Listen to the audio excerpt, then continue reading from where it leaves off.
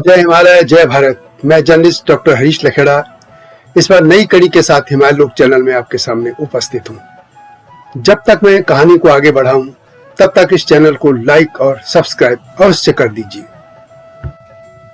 दोस्तों, हिमालय क्षेत्र की प्राचीन जातियों की जानकारी देने के क्रम में इस बार आपके लिए नाग जाति के इतिहास को लेकर आया हूं। भगवान भोलेनाथ और सांपों की पूजक यह जाति प्राचीन काल से हिमालय क्षेत्र में वास करती रही है। यह भी कह सकते हैं कि नागों की उत्पत्ति हिमालय क्षेत्र से हुई और फिर वे देश के अन्य क्षेत्रों में फैल गए। यह नाग का मतलब कोई सर्प नहीं है, यह नाग एक मनुष्य जाति को लेकर मैं बात कर रहा हूं। महाभारत काल में भी नाग जाति एक ताकतवर समाज के तौर पर उपस्थित थी। सर्प पूजक होने के कारण वे नागवंशी कहलाए। नाग सभ्यता में बैल को भी पवित्र पशु माना जाता है। भारत के विभिन्न क्षेत्रों में आज भी नाग जाति के लोग हैं और वे अपनी पहचान बनाए हुए हैं। यह भी जानने लायक है कि भारत ही नहीं, विश्व के हर कोने में सांपों की पूजा होती रही है और इस वीडियो में मैं इन नागों को लेकर ही जानकारी दे रहा हूं। इसमें पौराणिक व ऐतिहासिक तौर पर भी सभी जानकारी शामिल है। दोस्तों, सबसे पहले मैं पौराणिक साहित्य से शुरू कर रहा हूं। नाग प्राचीन मानव जातियों में से एक प्रमुख जाति है। सूर्यवंशी, चंद्रवंशी और अग्निवंशियों की तरह ही नागवंशी भी हुए हैं। पौराणिक कथाओं के अनुसार देव, असुर, दानव आदि की तरह नाग भी ऋषि कश्यप के वंशज हैं। ऋषि कश्यप की 17 पत्नियां थीं। इनमें से एक पत्नी कद्रु की कोख से दंडशोक नामक महासर्प उत्पन्न हुए। कद्रु को सुरसा भी कहा जाता है। कश्यप और कद्रु की संतानों में अनंत यानी शेषनाग, तक्षक, वासुकी, ककोटक, महापद्म, पद्म, शंख, शंखापाल, कलिक, एलापात, अश्वतर तथा ऐरावत आदि 12 पुत्र हुए। चूंकि मैं जैसे पहले ही कह चुका हूं कि सांपों की पूजा करने के कारण वे नाग कहलाए और कुछ विद्वान मानते हैं कि हिमालय के नागटोरम क्षेत्र में निवास करने के कारण वे नाग कहलाए। यह भी कहा जाता है कि वे 1 फन, 3 फन व 5 फन या 7 फन की माला व मुकुट पहनते थे, इसलिए इनको नाग कहा गया। पौराणिक कथाओं के अनुसार 7 तरह के पातालों में से एक महापाताल में नाग लोक बसा था। पुराणों में नागों का वर्णन साहित्यिक एवं प्रतीकात्मक दोनों रूपों में मिलता है। क्योंकि नागों का अर्थ सांप, पवन, हाथी, बादल और पर्वत भी होता है, इन विविध पर्यायवाची शब्दों के कारण यह मान लिया जाता है कि वे सांप थे, जबकि सांप और सर्प दोनों ही अलग अलग हैं। कहा जाता है कि सभी नाग कद्रु के पुत्र थे, जबकि सर्प क्रोधवशा के। ऋषि कश्यप की पत्नी क्रोधवशा से ही सांप, बिच्छू जैसे विषैले जंतु पैदा हुए। अथर्ववेद में भी नागों के बारे में उल्लेख मिलता है। अग्नि पुराण में 80 प्रकार के नाग कुलों का वर्णन है, जिनमें वासुकी, तक्षक, पद्म, महापद्म आदि प्रसिद्ध हैं। अनादिकाल से नागों का अस्तित्व देवी देवताओं के साथ वर्णित है। जैन, बौद्ध देवताओं के साथ भी नागों का संबंध जुड़ा है। दोस्तों, नागों का हिमालय से घनिष्ठ संबंध रहा है। पुराणों के अनुसार नागवंश के सभी लोग हिमालय में रहते थे। कश्मीर का अनंतनाग क्षेत्र अनंत यानी शेषनाग वंश का गढ़ था। कश्मीर के बहुत से क्षेत्रों में भी कद्रु के अन्य पुत्रों का शासन था, उनके राज्य थे। नागकुल का पहला राजा अनंत था, जिसे शेषनाग भी कहते हैं, जो भगवान विष्णु की सैया भी हैं। नागों के कुलों की संख्या को लेकर अलग अलग धारणाएं हैं। कुछ 8 और कुछ 5 कुल बताते हैं। शेषनाग भगवान विष्णु और उनके छोटे भाई वासुकी भगवान शिव के भक्त थे, इसलिए नागों को भी देवताओं की श्रेणी में स्थान मिला है। भगवान विष्णु के शैया शेषनाग भी हैं और नागवंशालियों में शेषनाग को नागों का प्रथम राजा माना जाता है। उनके बाद वासुकी हुए। वासुकी के बाद तक्षक और पिंगला ने शासन संभाला। वासुकी का कैलाश पर्वत के आसपास राज्य था। माना जाता है कि नाग राजा तक्षक ने ही तक्षक शिला यानी जो आज की तक्षशिला है उसको बसाया था और उनके नाम पर तक्षक वंश चला। इसी तरह नाग वंश करकोटक, ऐरावत, धृतराज, अनप, अहि, मणिभद्र, अलापत्र, कंबल, अंशतर, धनंजय, कालिका, सौंफू, दौदिया, काली, तख्तू, धूमल, फाहल, काना आदि ने भी भारतवर्ष के विभिन्न क्षेत्रों में राज स्थापित किए और इनके नामों पर नागवंश भी चलते रहे। देव दानव संघर्ष के दौरान समुद्र मंथन के लिए भी बासुकी नाग को रस्सी के तौर पर इस्तेमाल किया गया था। नागों के साथ आर्य जातियों के रोटी बेटी के संबंध शुरू से रहे हैं। भगवान श्री कृष्ण ने कालिया नाग को परास्त किया था।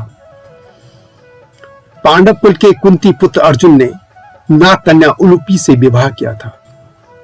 उनके पुत्र अरावन का दक्षिण भारत में मंदिर है और हिंजड़े लोग उनको अपना पति मानते हैं। दुर्योधन ने जब भीम को विष दिया था तो वे अपने नाना आर्यक नाग के पास ही पहुंचे थे। भीम के पुत्र घटोत्कच का विवाह भी नाग कन्या अहिलावती से हुआ था। उनका पुत्र वीर योद्धा बर्बरीक था जो नेपाल के किरात वंश के संस्थापक राजा एलम्बर के नाम से जाने जाते। राजस्थान के श्याम खाटू महाराज भी वही हैं और इस पर एक वीडियो मैं पहले ही दे चुका हूं। इसी तरह तक्षक नाग ने पांडव कुल के राजा परीक्षित की हत्या कर दी थी और बाद में परीक्षित के पुत्र जन्मेजय ने तक्षक से बदला लिया था। एक मान्यता यह भी है कि नागों का प्रभुत्व खत्म करने के बाद भारत में वैदिक सभ्यता पनपी थी, इसलिए नागों को अशुभ भी माना जाता है। ऐतिहासिक तौर पर यह भी माना जाता है कि नागवंश का संस्थापक शिशुनाग था। शिशुनाग वंश का शासन काल लगभग 412 ईस्वी माना जाता है, जो कि मगध, नरेश, बिंबिसार और अजातशत्रु के बाद था। माना जाता है कि समुद्रगुप्त के समय पद्मावती के भारशिव नागवंश का शासक नागसेन था। प्रयाग प्रशस्ति में उसका उल्लेख मिलता है। मथुरा में समुद्रगुप्त के समय गणपतिनाग का शासन था। 30वीं शताब्दी के अंत में पद्मावती तथा मथुरा के नाग लोग मथुरा, धौलपुर, आगरा, ग्वालियर, कानपुर, झांसी आदि भूभागों में फैल चुके थे। माना जाता है कि भारत में आज नाग, सपेरा या कबीलियों की जो जाति हैं वे नागवंशी ही हैं। दोस्तों, अब हिमालय और नागों की बात करते हैं। प्राचीन काल में नाग भी मानवों की एक जाति थी, जैसा कि मैं पहले कुछ कह चुका हूं। वे सर्पों की पूजा करते थे, इसलिए नाग और सर्प एक दूसरे के पर्यायवाची बन गए। नाग जाति के लोग कश्मीर में निवास करते थे। हिमालय क्षेत्र में पौराणिक एवं ऐतिहासिक तौर पर यक्ष, गंधर्व, नाग, किरात आदि कई जातियां रहती थी। महाभारत काल में पूरे भारतवर्ष में नागवंशी फैल चुके थे। विशेष तौर पर हिमालय की पर्वत श्रेणियों में वे खसों से पहले से थे और किरातों के समकालीन माने जाते हैं। हिमाचल प्रदेश और उत्तराखंड में खसों और नागों के संघर्ष की कहानियां आज भी लोगों की स्मृतियों में हैं। उत्तराखंड और हिमाचल में कई जगह नागों को खसों का दास बनकर रहना पड़ा था और इस तरह के वहां की जो लोक पर्व, लोक त्योहार हैं, उनमें यह चीजें सामने आती हैं और इस पे अलग से मैं जल्दी ही एक वीडियो लाऊंगा। कांगड़ा, कुल्लू और कश्मीर सहित अन्य पहाड़ी इलाकों में नाग ब्राह्मणों की भी एक जाति मौजूद है। पश्चिम बंगाल और बिहार में भी नाग जाति के लोग हैं। नागवंशली के पिंगला व पिंगली नाग जाति का पूरे हिमालय क्षेत्र में आधिपत्य रहा है। नागपुरी क्षेत्र को मानसखंड में नागपुरी कहा गया है। उत्तराखंड के गढ़वाल क्षेत्र में भी नागपुर क्षेत्र है और इन जगह नागों के मंदिर भी हैं।